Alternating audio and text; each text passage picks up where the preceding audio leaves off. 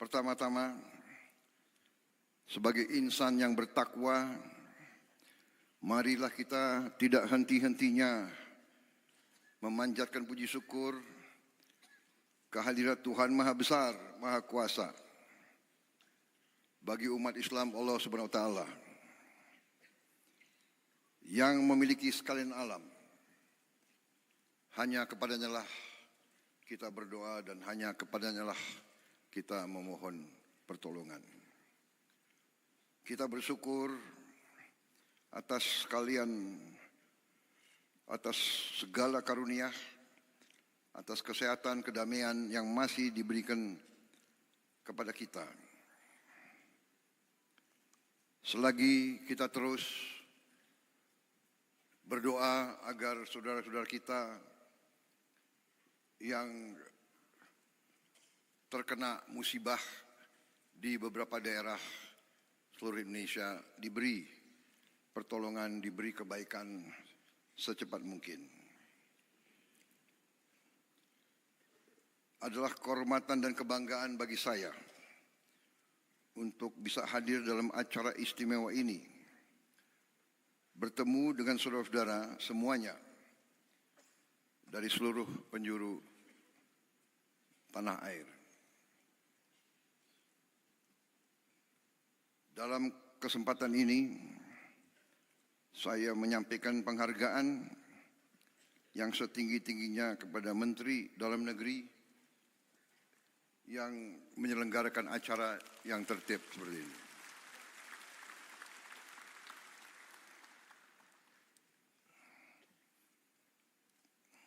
Hati saya bergetar melihat, mendengar dan merasakan semangat saudara-saudara sekalian.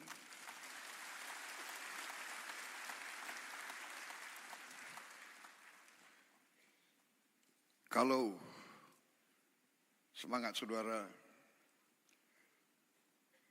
sungguh-sungguh berasal dari kalbu saudara-saudara sekalian yang paling dalam, masa depan bangsa kita, saya yakin aman dan saya yakin kita akan berhasil. Saudara-saudara,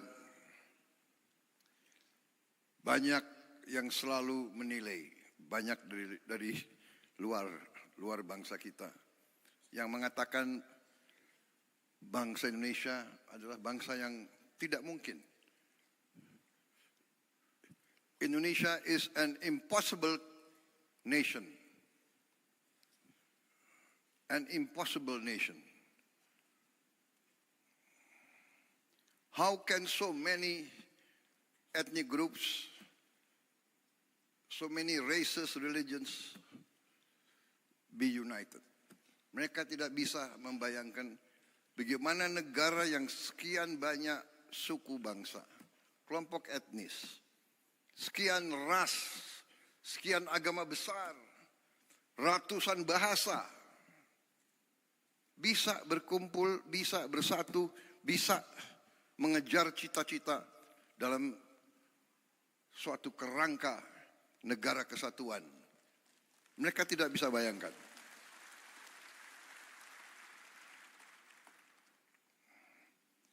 Dan terus terang aja, kita sebagai pemerintahan dari tingkat terpusat sampai tingkat paling dekat sama rakyat, kita harus faham benar peran kita, tugas kita sebagai pemerintahan, sebagai pimpinan rakyat. Bangsa kita, rakyat kita adalah rakyat yang baik, rakyat yang ingin hidup dalam ketenangan dan dalam keadaan harmonis. Mereka berharap, bahkan mereka mendambakan selalu pemimpin yang baik, pemimpin yang adil, pemimpin yang jujur, pemimpin yang bekerja untuk kepentingan rakyat semuanya, bukan segelintir orang. Bahkan mereka tidak suka pemimpin yang hanya memajukan kepentingan pribadinya saja. Ini, saudara-saudara, adalah harapan semua rakyat kita. Dan hari ini bagi saya adalah suatu kesempatan yang baik bahwa saya bisa bertatap muka dengan hampir bisa dikatakan 99% pemerintah Republik Indonesia dari tingkat pusat sampai tingkat daerah. Saudara-saudara, saya katakan tadi kita dianggap negara yang tidak mungkin. The impossible country, the impossible nation. Tapi kita juga harus jadi pemimpin yang tidak lugu. Kita harus jadi pemimpin yang waspada. Kita harus jadi pemimpin yang mengerti, yang tahu situasi. Kita harus jadi pemimpin yang mengerti sejarah kita, yang mengerti latar belakang bangsa kita, yang mengerti sejarah Nusantara, yang mengerti sejarah daerah-daerah, yang mengerti sejarah Nusantara dari Sabang sampai Merauke. Kita harus paham bahwa ratusan tahun kita ini diintervensi, diganggu, bahkan dijajah. Ini harus kita ngerti, kita harus paham.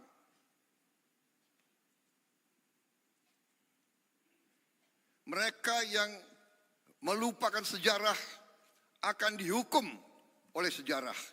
Mereka yang melupakan sejarah akan terbelit dalam kesalahan-kesalahan yang dilakukan di masa lalu.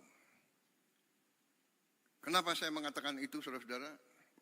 Karena kita mendapat kesempatan hari ini, kita dapat kesempatan untuk melihat bagaimana dunia sebenarnya. Kita melihat sekarang negara-negara besar yang mengajarkan kita untuk demokrasi, untuk hak asasi manusia, untuk the rule of law,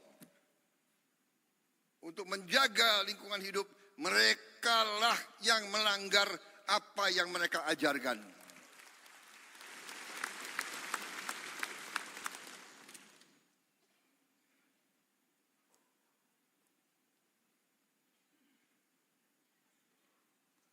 Puluhan ribu wanita, orang tua, anak-anak tidak berdosa dibantai, dan banyak negara yang diam. Di mana hak asasi manusia? Di mana demokrasi yang mereka ajarkan? Karena itu, saudara-saudara, kita sebagai pemimpin, kita harus waspada, kita harus mengerti. Saudara-saudara sekalian, perjuangan bangsa yang puncaknya ada dalam proklamasi 17 Agustus 1945 dan dalam penyerahan kedaulatan kepada kita yang kita rebut dengan darah, dengan keringat, dan dengan air mata. Kita rebut melalui perjuangan ratusan tahun di semua daerah. Negara ini yang sekarang, saudara-saudara, yang sekarang ada dalam kendali kita, dibangun atas pengorbanan rakyat yang sangat besar. Karena itulah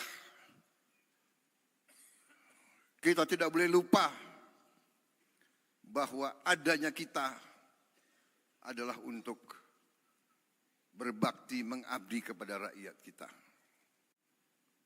Ini hal yang selalu mudah kita ucapkan, tapi harus kita buktikan. Saudara-saudara, karena itu saya ingin dalam taklimat saya menyampaikan beberapa hal. Yang pertama, saudara-saudara, bahwa karena sejarah kita, karena kita pernah dijajah, karena kita pernah mengalami pemerintahan penjajah yang imperialis dan rasialis, bahwa kita, rakyat kita, pribumi kita pernah dianggap lebih rendah dari anjing.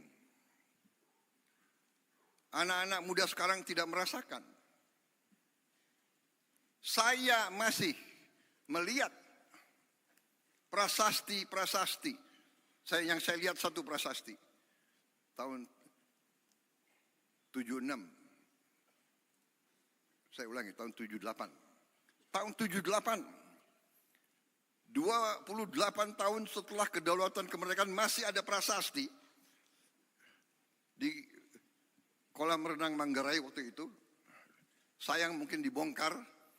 Kadang-kadang kita tidak menghormati sejarah kita.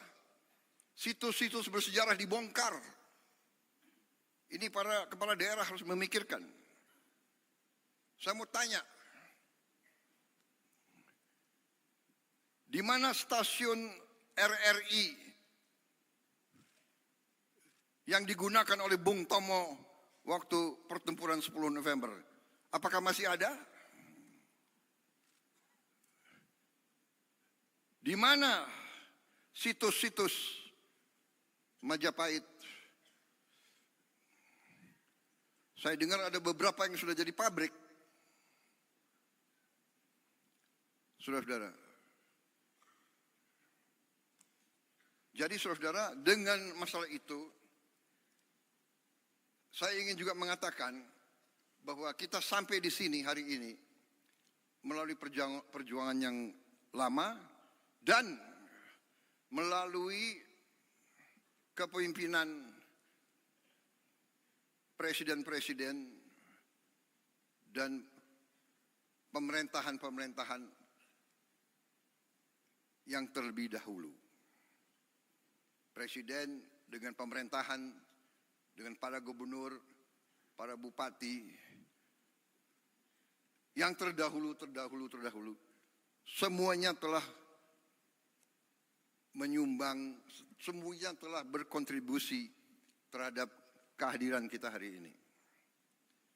Ini saya tidak mengatakan ini sebagai suatu kata-kata indah, ini saya yakini. Karena itu saya selalu mengajak,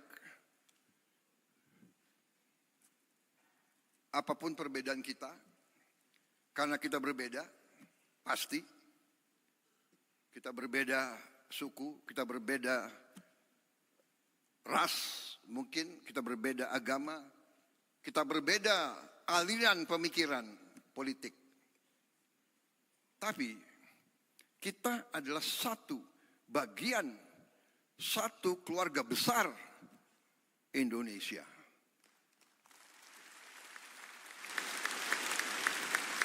Dan kita bersyukur,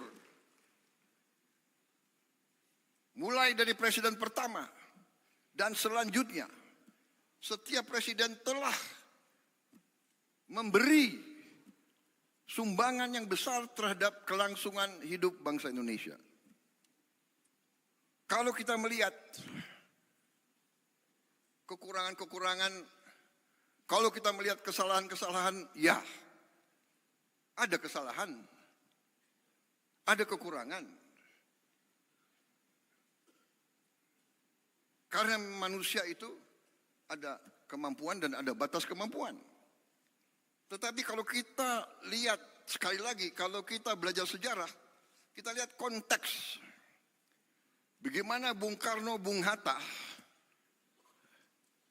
dan pemimpin-pemimpin kita begitu menerima kedaulatan pemerintahan, begitu dihantam oleh pemberontakan, oleh kudeta, macam-macam. Ada angkatan perang Ratu Adil dipimpin oleh Westerling. Beberapa hari, 2 minggu setelah penyerahan kedaulatan, terjadi usaha pembunuhan presiden, wakil presiden, Perdana Menteri kita, dan pimpinan-pimpinan kita.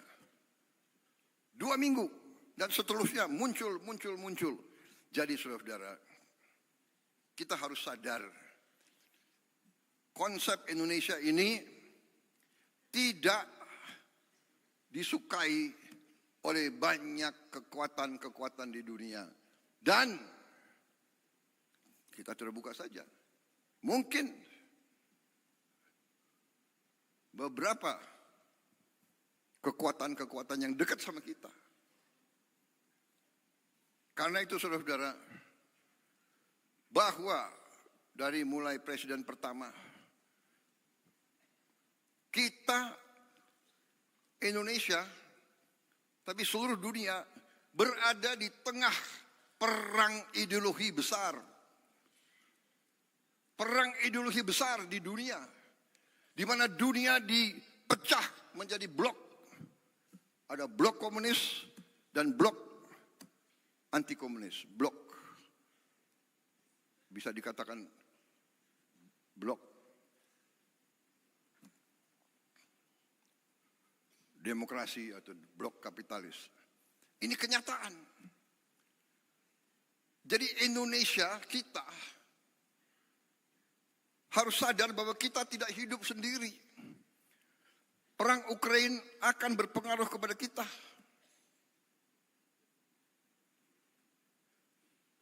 Peristiwa di Gaza berpengaruh kepada kita. Saudara-saudara.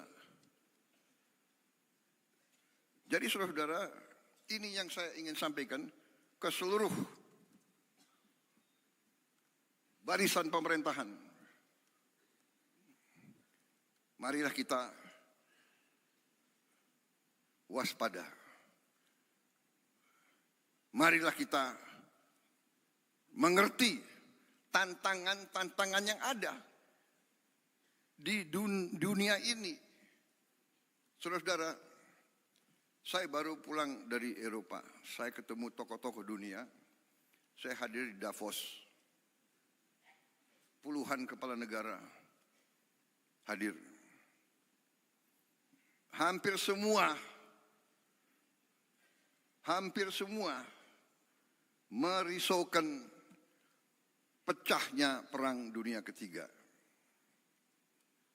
Kita di sini menghadapi tantangan, ya,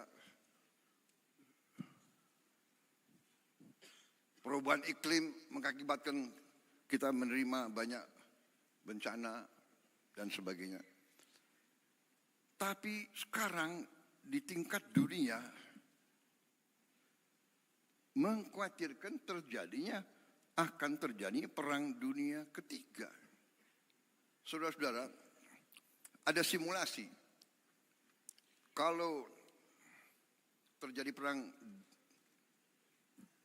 dunia ketiga, nuklir, kita yang tidak terlibat saja pasti kena. Kita akan kena partikel-partikel radioaktif. Mungkin ikan-ikan kita nanti akan terkontaminasi semua. Akan terjadi nuclear winter. Karena debunya akan menutup matahari.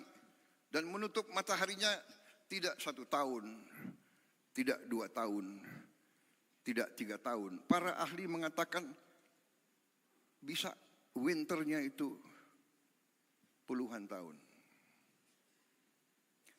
Ini yang dibicarakan di dunia. Karena itu saya jalankan sebagai mandataris meneruskan warisan pendiri-pendiri bangsa kita.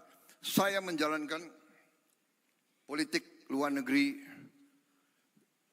yang menganut tetap garis kita bebas aktif tapi non-aligned, non-block.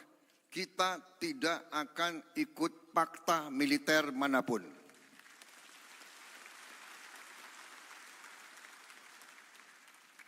Saya katakan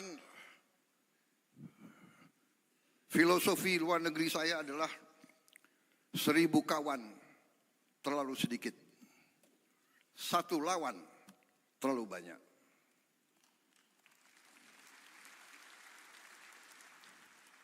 Satu lawan, apalagi 1 musuh.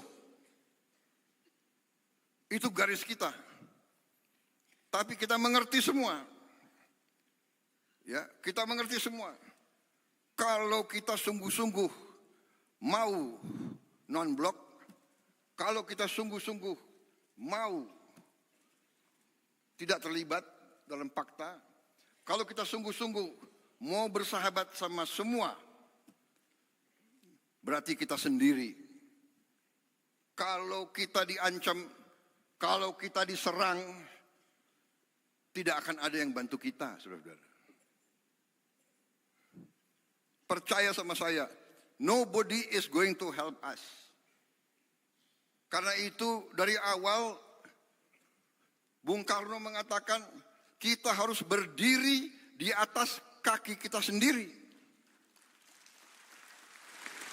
Dan Panglima Besar kita yang pertama, Panglima Besar Sudirman mengajarkan kepada kita, kita harus percaya kepada kekuatan kita sendiri. Saudara-saudara, dengan segala hormat kepada para pakar yang pandai dan pintar, yang punya banyak gelar, saya hormati mereka. Tapi dunia ini adalah keadaan nyata, bukan keadaan ideal. Saya selalu mengingatkan, mengajarkan yang berlaku di dunia ini sekarang adalah yang kuat akan berbuat apa yang mereka kehendaki. Yang lemah akan menderita. Itu yang kita lihat hari ini. Kita lihat di mana-mana. Jadi saudara-saudara, tugas saya sebagai presiden, sebagai pemegang kepercayaan rakyat yang disumpah, saya harus menjaga bangsa ini. Saya harus menjaga rakyat ini.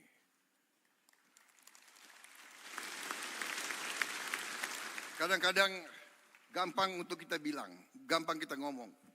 Tapi kadang-kadang tidak gampang untuk dilaksanakan. Kadang-kadang hati kita bergejolak. Tapi kita harus senyum. Karena kita sudah memilih akan baik sama semua. Untuk melindungi rakyat kita. Kita tidak bisa emosional. Kita tidak bisa terlalu idealis. Karena yang berlaku adalah dunia nyata, saudara-saudara. Karena kita tidak mau perang, kita harus siap untuk perang. Kita tidak niat mengancam siapa, tapi selalu mereka ganggu kita. Kenapa saudara-saudara? Karena Indonesia, Nusantara kita semua pulau-pulau kita adalah kaya dengan sumber daya alam yang luar biasa. Karena inilah negara-negara Eropa ratusan tahun ke kita. Negara-negara di utara ke kita. Mereka ke kita ratusan tahun, Belanda, Portugis, Spanyol, Prancis, Inggris, Jepang, Mongol. Mereka ke sini bukan untuk wisata.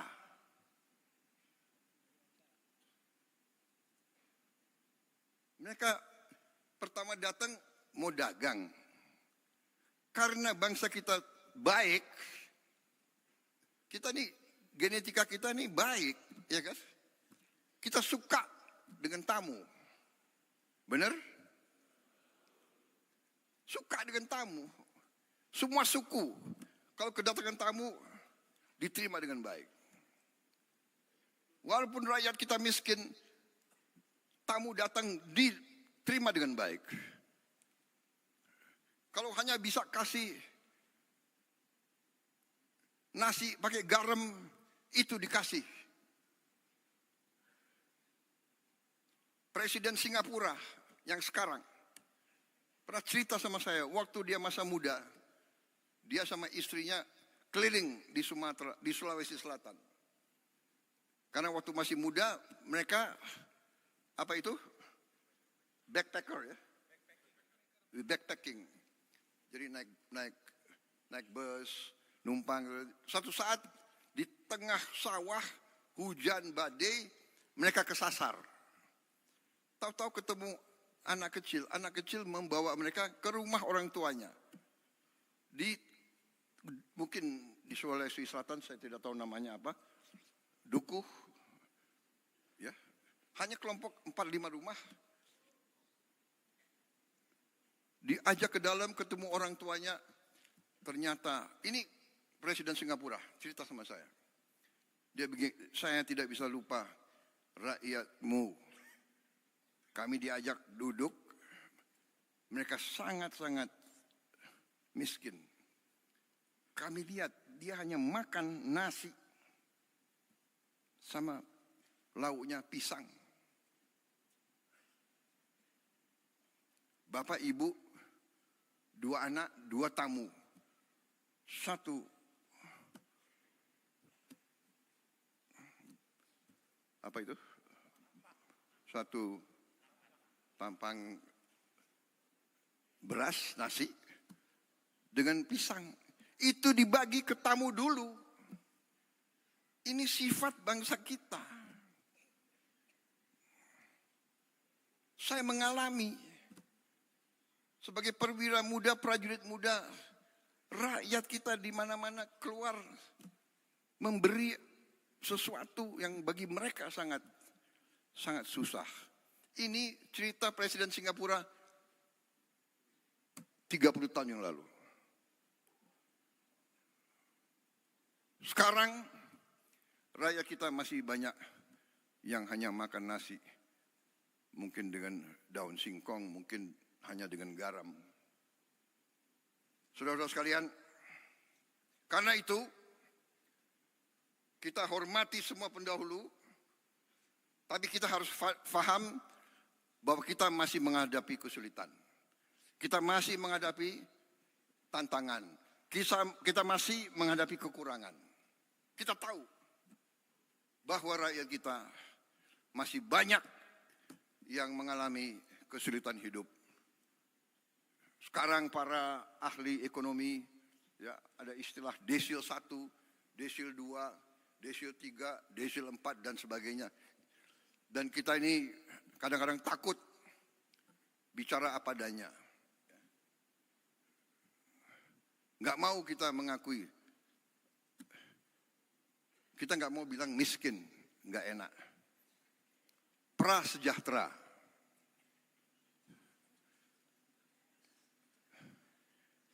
Miskin kasihan kita, tapi nggak enak kita, ya kan? Prasejahtera. Habis itu ada istilah lagi, apa itu? bahasa Inggrisnya, the aspiring middle class. Jadi orang yang berusaha naik ke middle class. Dia berusaha naik, berarti dia belum sampai kan? Berarti dia bukan kelas menengah. Kalau dia nggak kelas menengah, dia kelas apa? Tapi dia aspiring middle class. Ini BPS. Pinter juga kalian cari istilah-istilah itu. Tapi saya mengerti. Saudara tidak mau turunkan moral bangsa Indonesia. Habis itu the aspiring middle class. Habis itu ada yang rentan miskin. Gimana rentan miskin? Gimana? Iya kan? Rentan miskin. Habis itu miskin, baru sangat miskin. Saudara-saudara, kita harus berjuang bersama-sama. Semua unsur, semua tingkatan, semua latar belakang, semua partai manapun, kita harus bersatu. Kita harus berjuang menghilangkan kemiskinan dari bumi Indonesia. Kita tidak boleh menyerah. Kita tidak boleh takut dengan kesulitan. Kita tidak boleh mengatakan, aduh, apa bisa, apa mampu. Karena di sini banyak kelompok. Ada kelompok-kelompok, apa bisa, apa mampu. Selalu menimbulkan keraguan-raguan.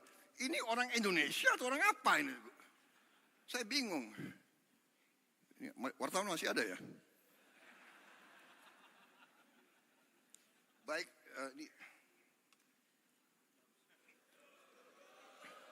enggak, ini baru pembukaan.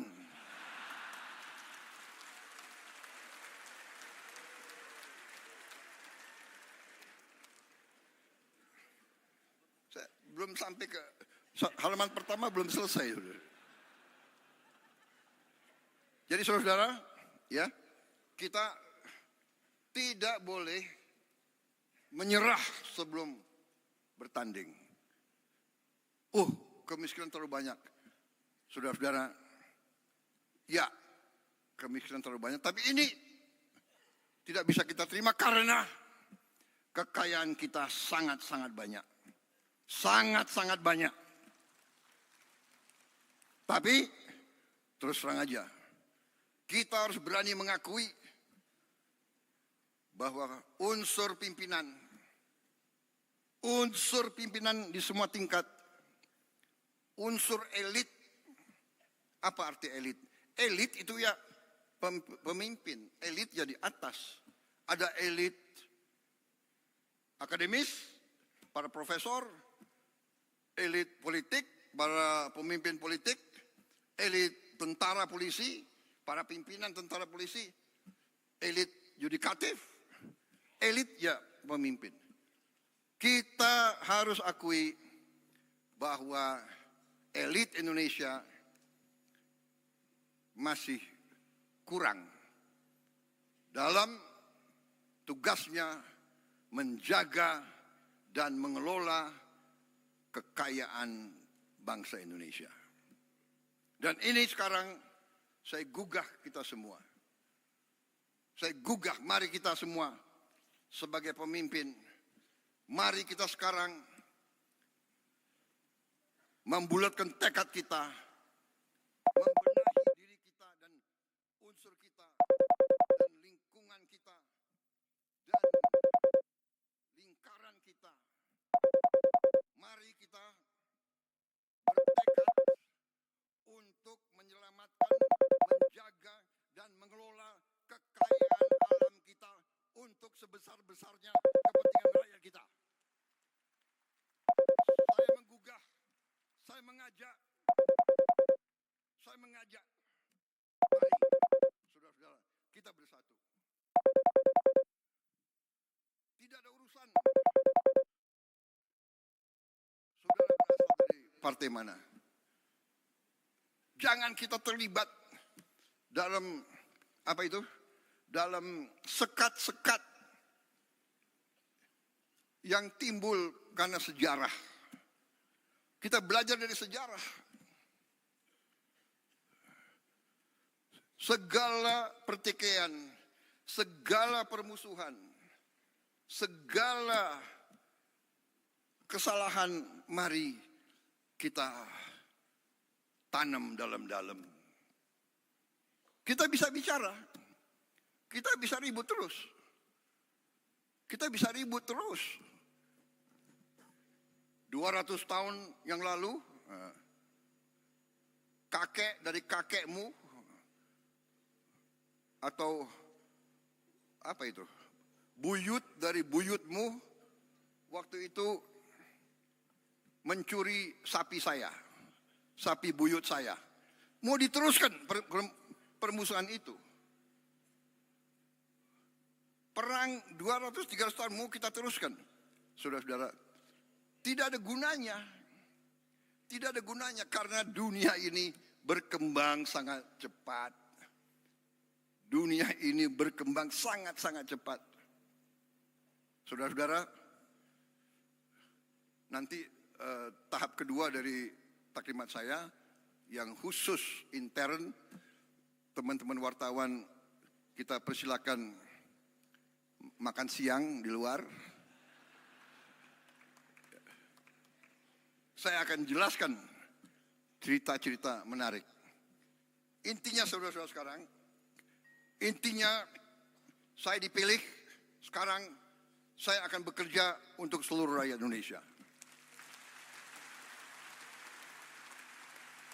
Saya tidak akan tanya, ini gubernurnya partai mana ya?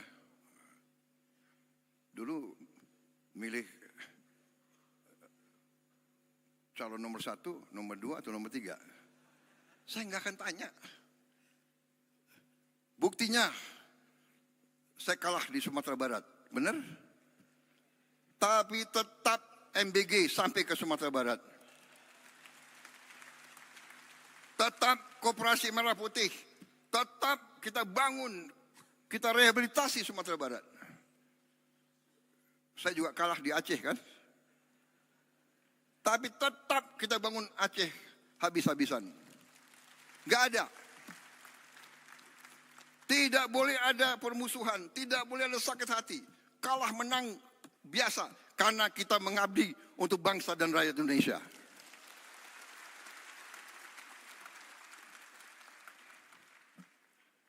Saya nggak tanya, Pak Bursa, kau partai mana? Kan nggak saya tanya. Nggak saya tanya kan? Tetap saya dukung beliau. Benar. Karena istrimu kan Gerindra. Tapi saya nggak tanya dia. Saya nggak tanya dia. Kebetulan istrinya Gerindra. Nggak ada urusan saya. Kalau Gerindra brengsek, Gerindra pun saya tangkap. Saudara-saudara. Ya? Jangan macam-macam. Nggak ada itu. Kita semua bergerak. Jadi persaingan, pertandingan ya pertandingan. Kalau ada pemilihan harus ada pemilihan. 2 calon, 3 calon, 5 calon, nggak apa-apa, bagus. Tapi begitu selesai, sudahlah kerja. Nah ini yang saya tawarkan.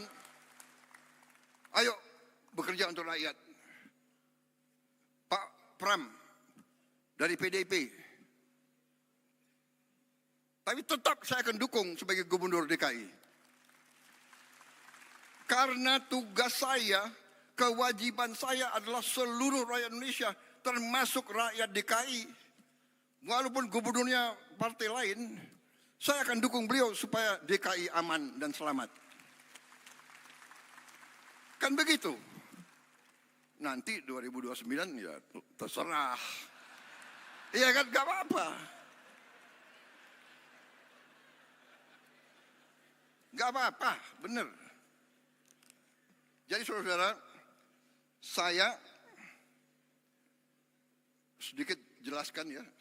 Yang saya lakukan sekarang, yang saya tawarkan kemarin waktu saya dipilih sebelumnya adalah saya ingin dan saya punya dan saya menyebarluaskan sesuatu yang saya pelajari sekian puluh tahun, Sehingga saya membuat dan saya pelajari dalam negeri dan luar negeri. Saya keliling, kawan-kawan saya banyak. Saya keliling. Tiap kali saya satu negara, walaupun saya nggak berkuasa dulu, saya datang ke Pak Mahathir. Waktu dia lagi kuat-kuatnya, Pak Mahathir, bagaimana Bapak menghadapi korupsi? Saya tanya, Pak, yang mengganjel saya sebagai patriot Indonesia adalah korupsi yang terlalu banyak di Indonesia. Bagaimana Bapak menghandle? Dia kasih pelajaran, dia kasih tips-tipsnya. Dia bilang, you bisa atasi korupsi hanya melalui pendidikan. Pendidikan begitu vital. Habis itu saya ketemu pemimpin di Thailand, saya tanya. Saya ketemu pemimpin di mana-mana. Sehingga saya membuat satu strategi yang sudah ada di buku, yaitu saya beri nama strategi transformasi bangsa. Jadi kita mau menjadi negara maju modern. Ya. Kriteria kita adalah maju modern, di mana seluruh rakyat kita mengalami kualitas hidup yang baik. Kita tidak bermimpi untuk menjadi high income country.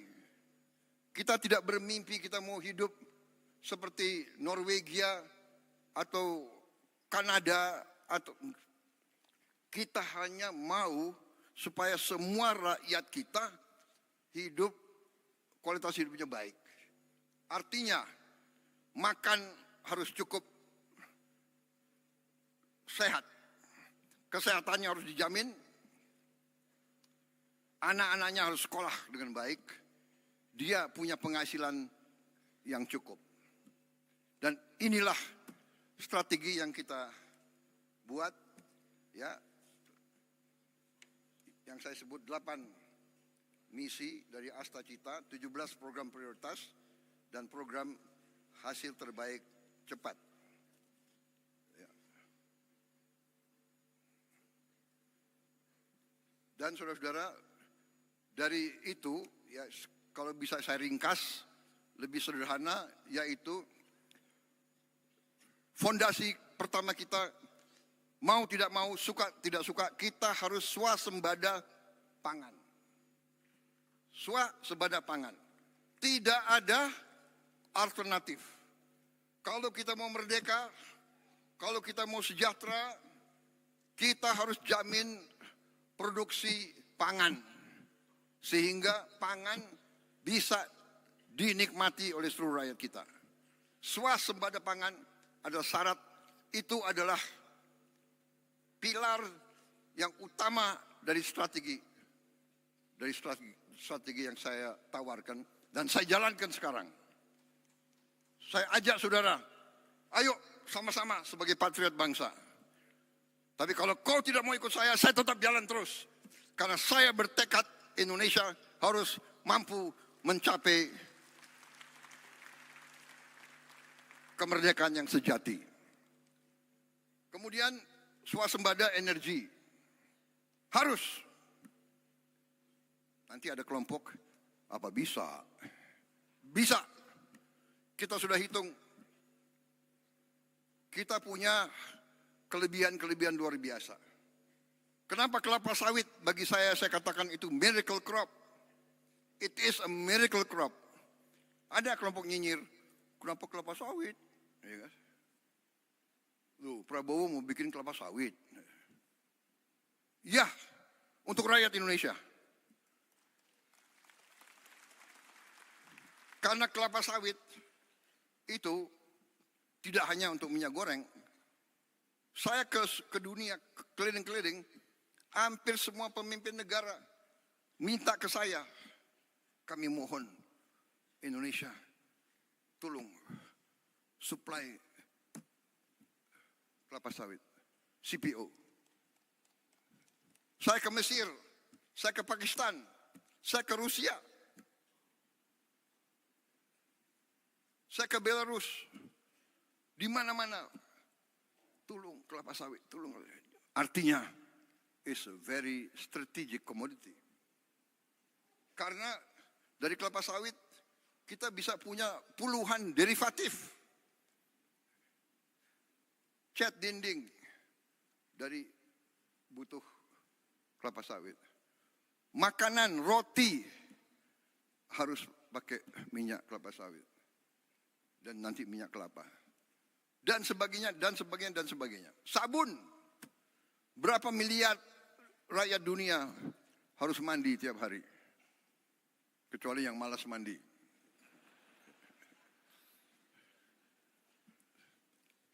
Kadang-kadang pasukan komando mandinya sekali 2 minggu gitu. Kalau di hutan nggak boleh mandi. Saudara-saudara, tapi yang lebih utama kelapa sawit, dari kelapa sawit kita bisa bikin solar. Jadi kita nanti biodiesel, biosolar itu akan membuat kita bebas dari ketergantungan luar. Ya, yang mau pakai bensin terus silakan. Ya orang kaya bayar aja, nggak apa-apa, harga dunia. Tapi rakyat kita bisa hidup dengan solar. Pesawat terbang, Aftur. Kita nanti produsen Aftur. Bisa yang terbesar di dunia. Aftur. Bahkan saudara-saudara, limbahnya kelapa sawit, jelantah itu bahan untuk Aftur. Sehingga, maaf, bangsa-bangsa lain, saya tutup, saya larang ekspor limbah kelapa sawit. Ekspor jelantah. Harus untuk kepentingan rakyat Indonesia dulu. Baru. Saudara-saudara, swasembada energi, swasembada pangan, baru kita harus merubah aliran uang yang dari desa ke kota, ke ibu kota dan ke luar negeri. Kita harus hentikan, membalikan. Antara lain dengan makan bergizi gratis. Anak-anak kita harus makan cukup. Dan alhamdulillah hari ini, tadi malam saya cek Kepala BGN, kita sudah mencapai 60 juta penerima manfaat. 60 juta dalam 1 tahun. 1 tahun 4 bulan, 5 bulan. 60 juta. Tidak ada yang menduga kita mampu. Tidak ada yang menduga. Banyak bahkan orang-orang hebat meramalkan pasti gagal. Ya. Sekian ribu keracunan. Kita makan di restoran paling mahal aja di Jakarta ada yang keracunan. Kalau kita jumlahkan berapa ribu yang keracunan dibandingkan berapa miliar makanan yang sudah kita bagi, statistiknya adalah 0,008 atau 7. Artinya apa? Artinya 99,99 usaha MBG harus dinyatakan berhasil.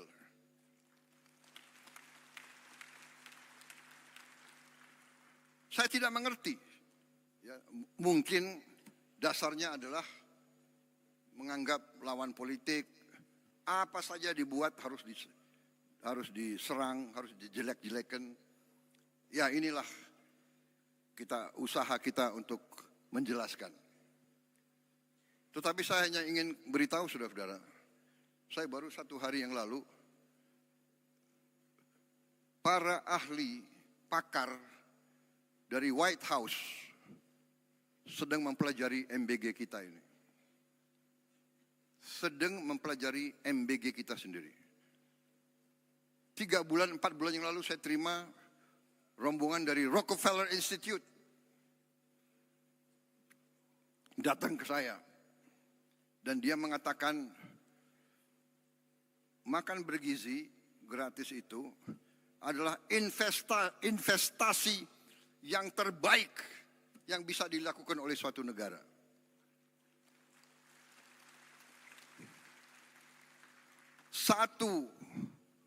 Satu dolar atau $1 yang kita keluarkan untuk makan bergizi akan menimbulkan lipat ganda minimal 5 kali.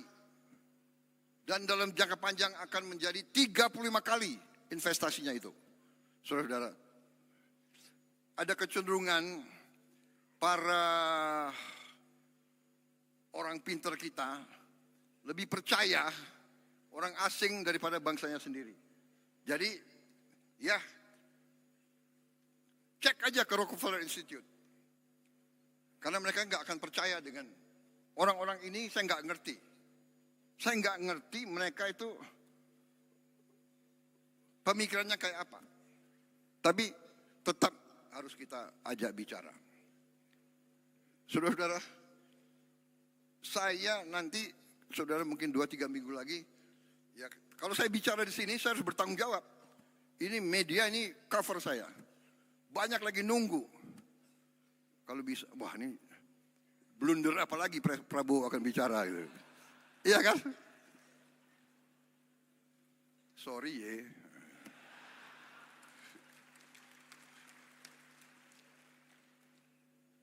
Saya kaget sendiri. Menteri Kesehatan, you boleh cek. Kan ini direkam. Secretary of Health dari Amerika Serikat, saya dapat berita, ingin jumpa dengan saya, ingin bertanya tentang MBG. Saudara-saudara. Dan MBG kita ini sudah sampai 60 juta hari ini. Kita akan mencapai 82 juta paling lambat Desember 2026. Paling lambat. Dengan kondisi sekarang saja, hari ini MBG telah ada dapur ya SPPG yang sudah operasional 22.275 dapur operasional. Dalam proses penilaian dan pengajuan 13.829. Dengan 22.000 saja, sekarang kita sudah menciptakan lapangan kerja 1 juta. 22.000 kali 50 orang. Yang digaji tiap hari. Sudah kita ciptakan lapangan kerja 1 juta. Dan 22.000 dapur itu membutuhkan pemasok. Pemasok tomat, wortel, sayur, telur, ikan, ayam, daging, dan sebagainya. Di tiap desa, tiap dapur menimbulkan pemasok bisa sampai 10, bisa sampai 20 orang. Itu nanti di ujungnya kalau kita sampai 82 juta, kita akan menciptakan 3 sampai 5 juta lapangan kerja. Saudara-saudara. Kita semua paham rakyat kita butuh pekerjaan. Tapi kalau kita teriak, kita mencela, menghardik, ya, nggak akan tercipta.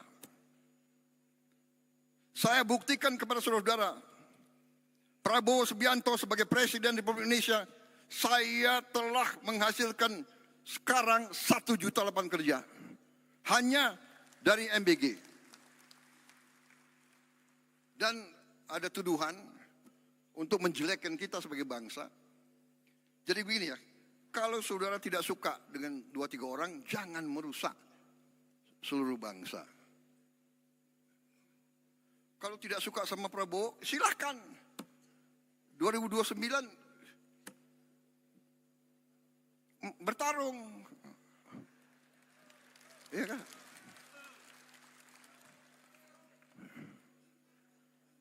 Sedikit-sedikit mau demo. Demo boleh. Tapi dia tidak berharap demo, dia berharap kerusuhan. Dan kerusuhan itu mencelakakan bangsa dan negara. Saudara-saudara, kerusuhan mencelakakan bangsa dan negara.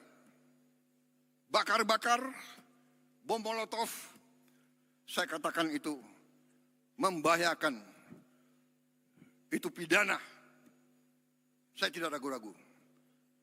Kalau demo silakan, tapi mau bagaimana mau demo? Kamu 5.000 kali demo, tidak akan ada satu pabrik dibuka. Jadi kelompok-kelompok ini sadar atau tidak sadar, saya yakin mereka dikendalikan oleh kekuatan asing. Yakin saya.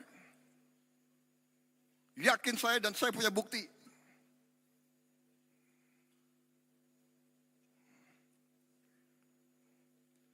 Dan saya menghimbau mereka, hai warga negara Indonesia, apakah kau tidak kasihan sama rakyatmu?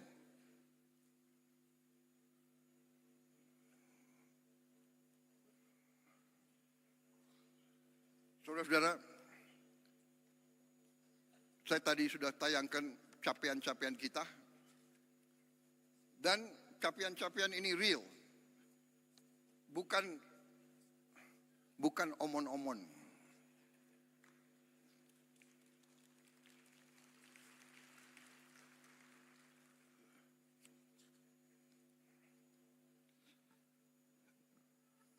Kita telah bentuk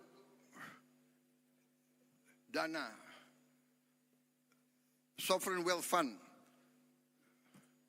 Saya telah menghimpun semua kekuatan milik negara dalam satu manajemen, satu pengelolaan yang nilainya adalah 1 triliun US dollar. Terus lengkapnya adalah 1040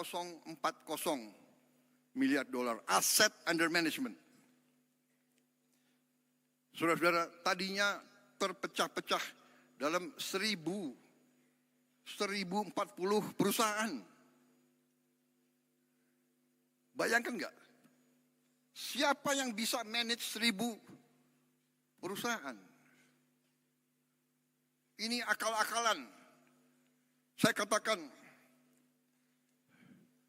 pimpinan-pimpinan BUMN yang dulu harus bertanggung jawab. Jangan enak-enak kau. Siap-siap kau dipanggil kejaksaan.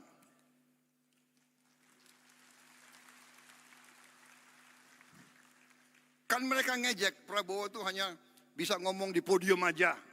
Oh ya? Ya tunggu aja panggilan. Lu jangan nantang gue lo.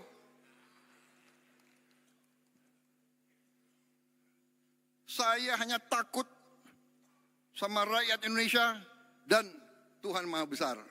Saya hanya takut itu. Dan kita semuanya harusnya itu. Saudara-saudara, sudahlah. Kita ini semuanya sebentar lagi dipanggil. Benar. Dan kalau dipanggil tidak sesuai nomor urut. Tidak sesuai senioritas. Sorry ya. Belum tentu aku duluan dipanggil. Bisa yang muda-muda di sana tuh. Iya kan? Jadi lebih baik berbuat kebaikan. Lebih baik membela rakyat. Lebih mulia, saudara-saudara. Pasti nggak benar. Saudara-saudara, saya paling kasihan. Kalau saya lihat ada tokoh atau kawan atau siapa yang diborgel, ya kan? Pakai baju apa itu? Baju oranye ya? Oranye kan? Pakai baju oranye ya kan? Kasihan anak istrinya. Sekarang ini sudahlah saudara-saudara ya. macam-macam ada, digital ada apa, susah sudah. Saudara-saudara, kita tadi saya sudah katakan kita sudah mencapai 60 juta penerima manfaat tiap hari. Ibu hamil kita antar makanan. Coba tanya di dunia ini. Saudara-saudara kita nih sekarang jadi role model. Kita mau dipelajari. Ibu hamil diantar makanan. Orang lansia, orang tua yang hidup sendiri diantar makanan. Kasih lihat, kasih tahu saya negara mana. Dan saudara mungkin ada yang percaya enggak, tapi nanti saya juga kaget loh. Kok White House mempelajari makan bergizi kita ini. Saudara-saudara, kita sudah mencapai total makan yang kita produksi 3 miliar ya. 3,7 miliar. Kalau nanti 82 juta penerima manfaat, kita akan mencapai secara matematik minimal 17 miliar makan yang kita produksi. Saudara-saudara, 70 juta rakyat kita sudah dicek kesehatan gratis. Pertama kali dalam sejarah. Dan yang kita ketemukan hasilnya ya lumayan menantang. Nanti beberapa bulan lagi akan kita wujudkan minimal 28.000 koperasi di tiap desa. Dan koperasi itu koperasi yang operasional, punya gudang, punya cold storage, dan akan punya 2 truk masing-masing koperasi. Tidak akan ada panen yang tidak terjual. Dulu menunggu siapa yang mau ambil. Tengkulaklah, perantaralah, sekarang tidak. Koperasi bisa ngirim sendiri hasil panennya. Kalau belum bisa dijual, dia simpan dalam gudang. Dia punya gudang sendiri. Dan kita akan bikin desa-desa nelayan dan proyek-proyek perikanan sehingga rakyat kita akan dapat ikan seger, protein yang harganya mungkin setengah dari daging. Tiap keluarga Indonesia harus makan lauk protein tiap hari. Itu cita-cita pemerintah Republik Indonesia. Itu cita-cita saya. Dan saudara bisa lihat hasil-hasil kita yang lain. 282.180 sekolah telah menerima interactive flat panel. Tahun ini sudah selesai. Hampir semua sekolah, termasuk yang terluar dan yang terpencil, yang tertinggal, sudah menerima. Di pulau-pulau terpencil, di gunung-gunung tertinggi, mereka sudah punya panel interaktif. Kemarin di Aceh dan di beberapa bagian ada yang rusak karena banjir, kita akan ganti segera. Tahun ini kita akan lengkapi, kita harap ini cukup untuk 1 kelas tiap sekolah. Tahun ini saya tujuannya adalah tiap sekolah minimal dapat 2 lagi, minimal. Sehingga nanti dapat 3 kelas. 3 ruang kelas. Mudah-mudahan 4 ruang kelas. Akhir 2008-2009, setiap ruang kelas di seluruh Indonesia akan punya interaktif digital panel. Artinya apa? Kita bisa mengajar dari Jakarta. Sekolah-sekolah yang gurunya kurang, yang guru matematiknya kurang, guru bahasa Inggris kurang, guru fisika, guru biologi, kita bisa menerima pengajaran dari pusat interaktif. Saya sebetulnya nanti ujungnya saya bisa lihat ruang kelas gurunya ada atau tidak.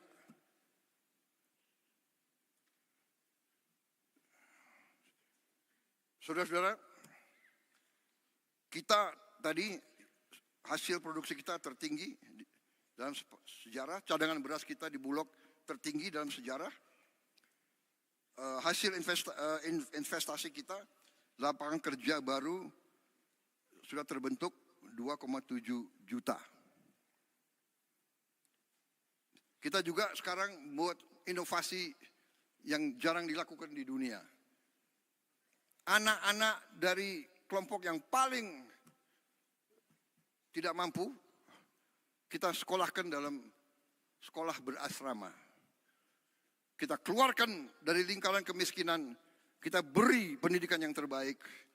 Anak-anak yang tidak mungkin sekolah, kita sekolah, dan kita akan terus. Tidak boleh ada anak di jalanan yang tidak sekolah. Kita akan ambil semua. Saudara-saudara sekalian,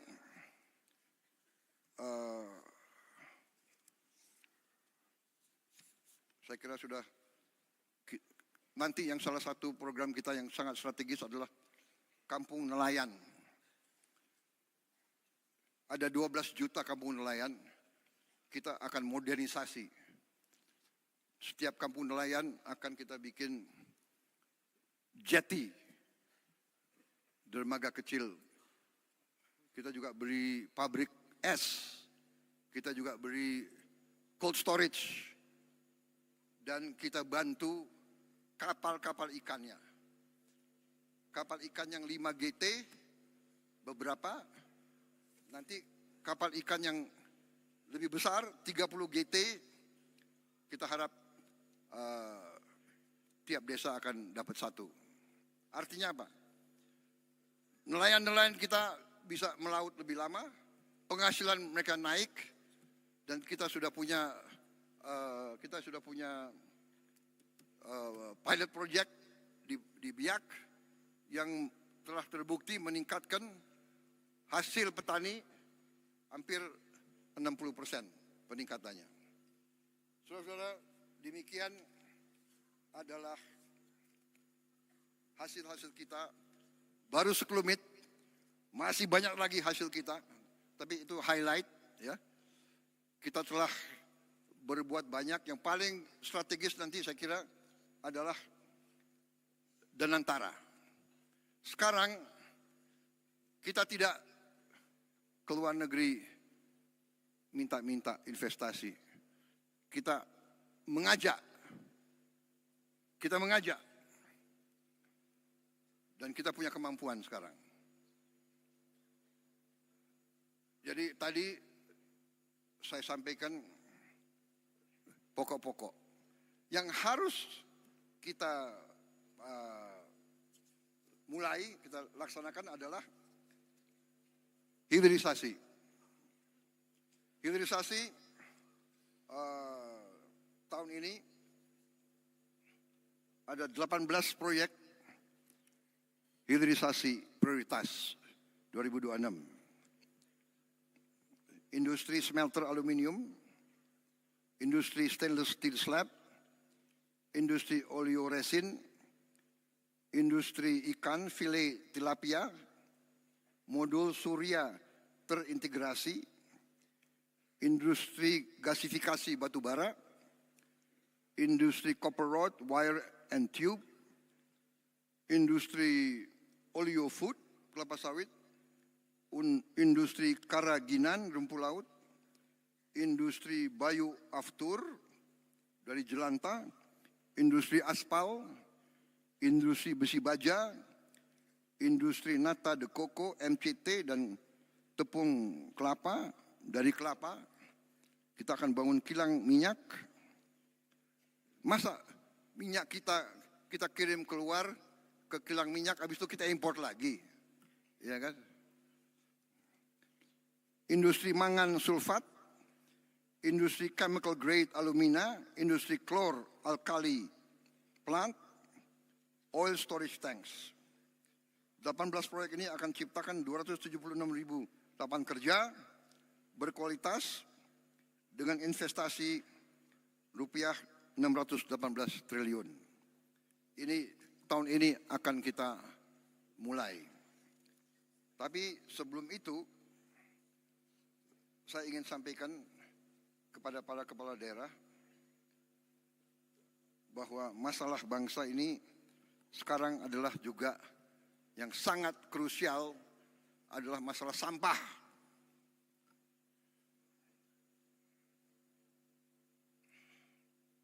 Sampah ini menjadi masalah. Diproyeksi hampir semua TPA sampah akan mengalami over capacity pada tahun 2028, bahkan lebih cepat. Untuk itu, tahun ini kita akan buka 34 proyek pembangunan waste to energy di 34 kota. Ini saya minta groundbreaking berapa bulan ini dilaksanakan. Ini kita perkirakan 2 tahun lagi sudah berfungsi. Ini investasi cukup besar. Totalnya itu hampir $3,5 miliar untuk 34 titik itu. Tetapi setelah saya lihat di beberapa kabupaten, saya yakin bahwa kota-kota kabupaten sudah juga mulai harus ada. Dan ini sudah ada inisiatif beberapa bupati, improvisasi, ini sedang kita pelajari, mungkin bisa saling menukar pengalaman.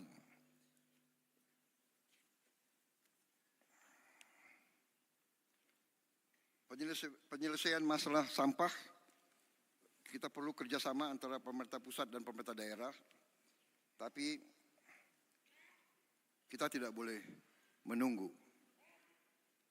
Karena itu, bila perlu, demi kepentingan rakyat, pemerintah pusat yang akan memimpin. Saudara-saudara sekalian.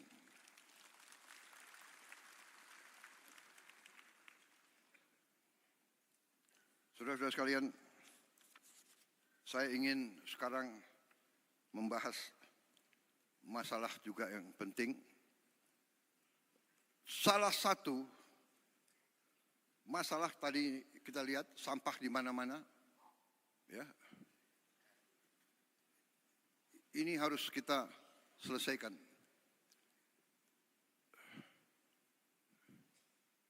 Ini tidak bisa dengan caci maki, teriak-teriak, mengejek, ya kan? Tidak bisa. Ini harus kerja benar. Realita, ini realita.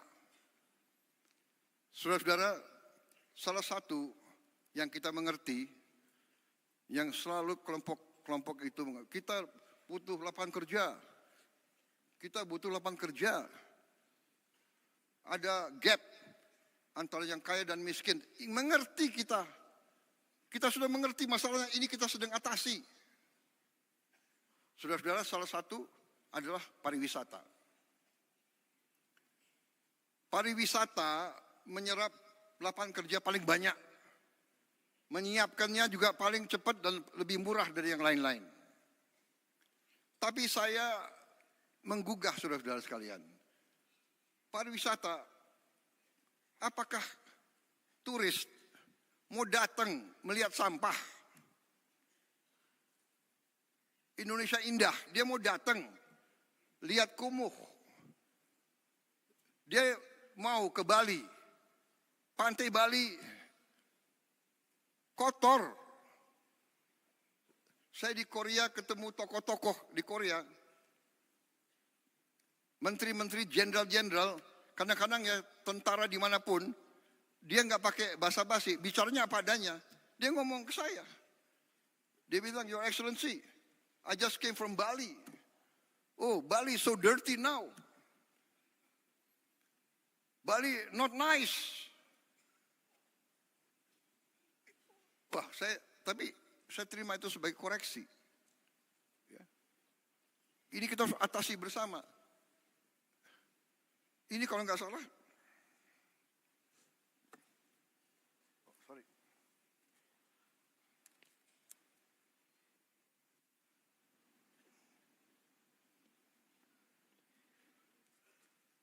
sebetulnya saya sudah memenuhi syarat sebagai lansia.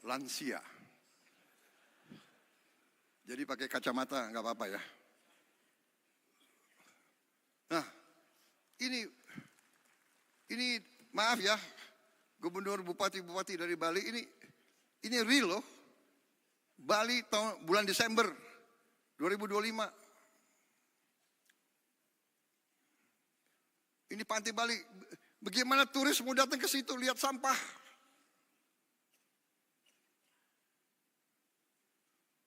Gubernur, bupati, SMA, SMP, SD di bawah kendali saudara. Apa susahnya sih? Entah hari Sabtu, hari Jumat, semua anak sekolah kumpul di pantai ini. Ini pantai kita, ini halaman kita. Ayo kita bersihkan rame-rame, korve.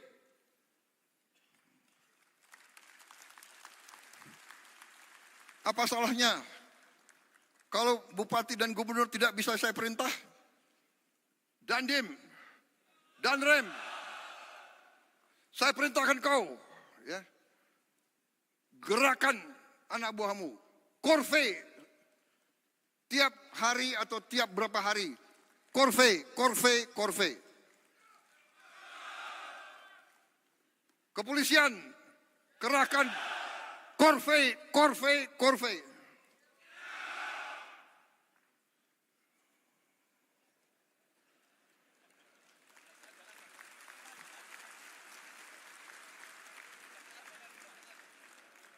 Dan antara semua BUMN, ribuan anak buahnya korve.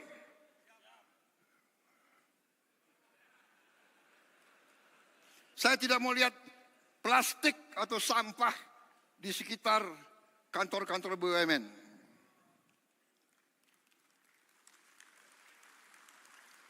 Semua menteri KL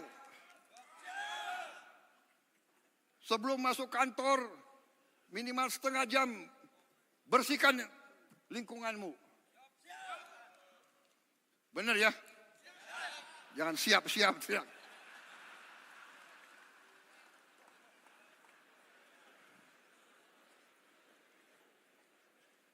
Minimal setengah jam pagi-pagi sebelum masuk kantor.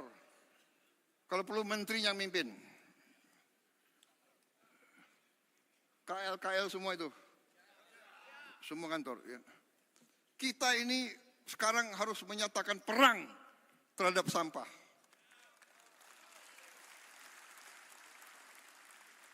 Bagaimana Bupati, Wali Kota?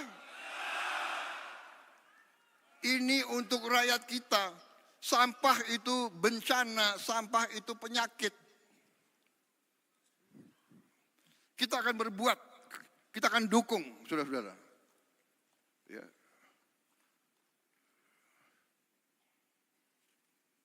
Ini 34 kita segera mulai. Begitu ada uang, kita arahkan ke sini juga. Bagaimana kita mau jual, kita mau harapkan pariwisata, kalau lingkungan kita nggak benar, ya, jorok, kotor. Saudara-saudara, dalam waktu dekat, saya sebetulnya mau meluncing apa yang saya sebut Gerakan Indonesia Asri. Aman, sehat, resik, indah. Resik saya tanya artinya apa? Artinya bersih, tertib, dan sebagainya. Ini hanya suatu katakanlah nama, tapi wujudnya tadi. Ya. Semua instansi pemerintahan harus memimpin korve. Anak sekolah gak apa-apa. Pagi-pagi 10 menit, 15 menit, setengah jam. Kalau ratusan ribuan itu, cepat itu. Ya. Modalnya nanti apa? Modalnya gerobak-gerobak, truk-truk, sampah, dan sebagainya. Kemudian, salah satu dalam rangka indah, saya lihat, saudara-saudara, semua kota kecamatan, hampir semua desa kita, sekarang maaf ya, terlalu banyak genteng dari seng. Seng ini panas untuk penghuni. Seng ini juga berkarat. Jadi tidak mungkin Indonesia indah kalau semua genteng dari seng. Maaf, saya tidak tahu ini dari dulu industri aluminium dari mana ya. Maaf, bikin yang lain-lain deh. Saya ingin semua atap Indonesia pakai genteng.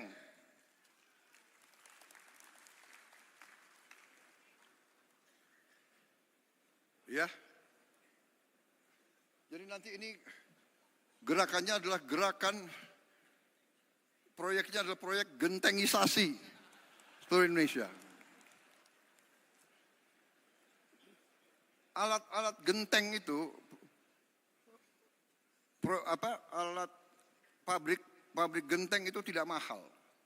Jadi nanti koperasi merah putih akan kita lengkapi dengan pabrik genteng. Genteng itu bahan bakunya dari tanah dan dengan dicampur dengan beberapa zat limbah lainnya bisa ringan dan kuat. Saya dapat laporan dari profesor-profesor kita bahwa limbah dari batu bara ya, ash itu dari batu bara ya, itu dicampur dengan tanah, bahan genteng yang baik. Jadi saudara-saudara, kita akan bantu saudara, ya. Nah itu, sebelum gentengisasi, sesudah gentengisasi.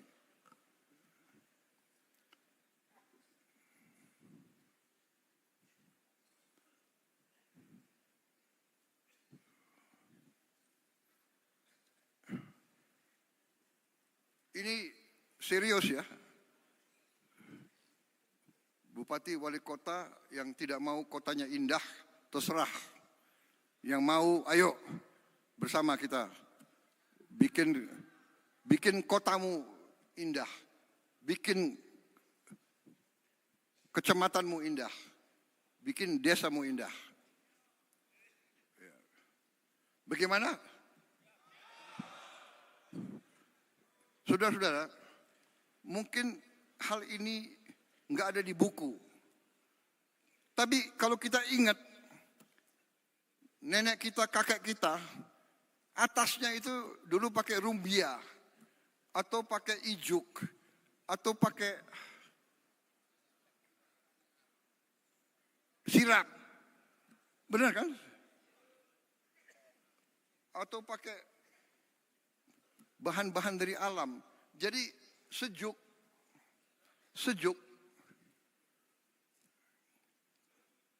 Dulu desa ibu saya di Minahasa itu pakai rumbia semua. Sejuk. Sekarang seng. Jadi saudara-saudara, saya mengajak, ini sangat penting. Turis dari luar untuk apa didatang melihat seng berkarat? Karat itu lambang degenerasi.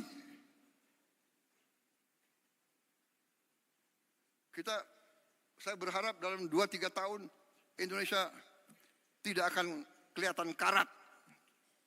Karat adalah lambang degenerasi. Bukan lambang kebangkitan. Indonesia bangkit, Indonesia harus kuat, Indonesia harus indah. Rakyat kita harus bahagia. Saudara, saya kira ini dulu untuk tahap pertama.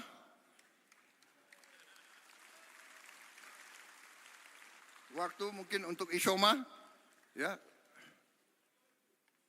Nanti kembali saya kasih beberapa pengarahan yang mungkin khusus untuk para pemerintah saja. Terima kasih. Untuk sementara saya break dulu. Saya sudah bicara tadi berapa lamanya? 2 jam ya? Ya, tahap yang kedua ini tidak akan 2 jam. Mudah-mudahan. Saya berusaha 1 jam lagi ya. Tapi sekarang kita break, Isyomah. Kita bisa istirahat sebentar, nanti kita kembali lagi. Mendagri yang atur ya. Mendagri kemana nih?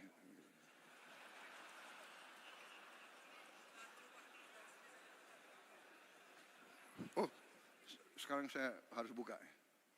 Saya buka. Oh ya, ini ada. Pakai apa? Oh.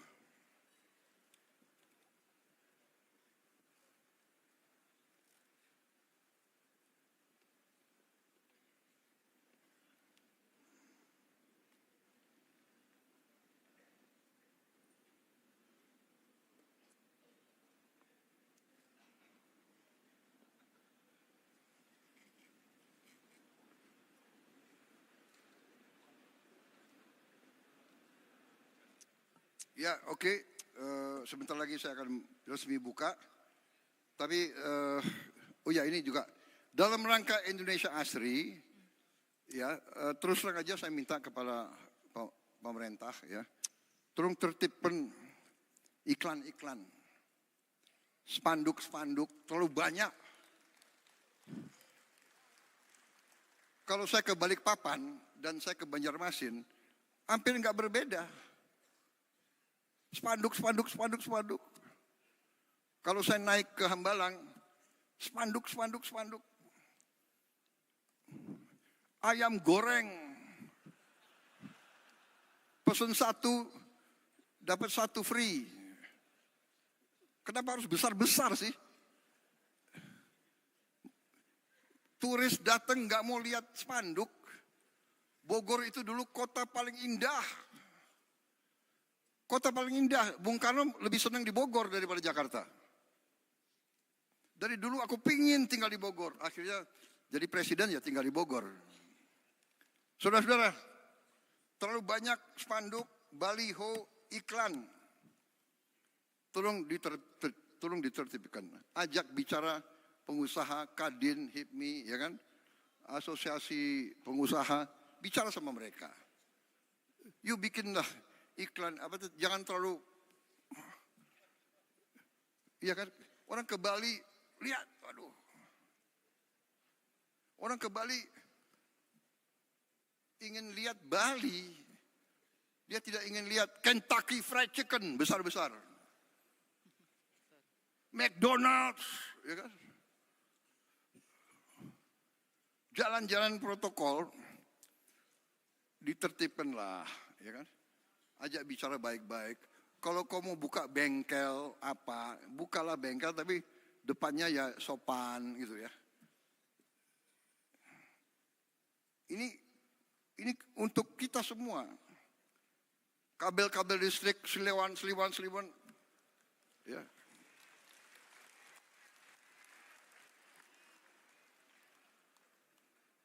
Baik, ini saya dapat apa? Pointers dari staff. Seskap. Mohon izin Pak, wartawan masih di lokasi.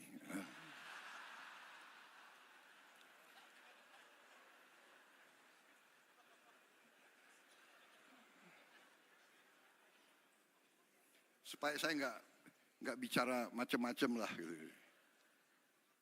Kalau bicara Indonesia harus asri, boleh kan? Baik, terima kasih. Kita break dengan mengucap Bismillahirrahmanirrahim. Pada pagi hari ini, Senin 2 Februari 2026, saya Prabowo Subianto, Presiden Republik Indonesia, dengan ini secara resmi saya nyatakan Rapat Koordinasi Nasional Pemerintah Pusat dan Daerah tahun 2026 secara resmi dibuka.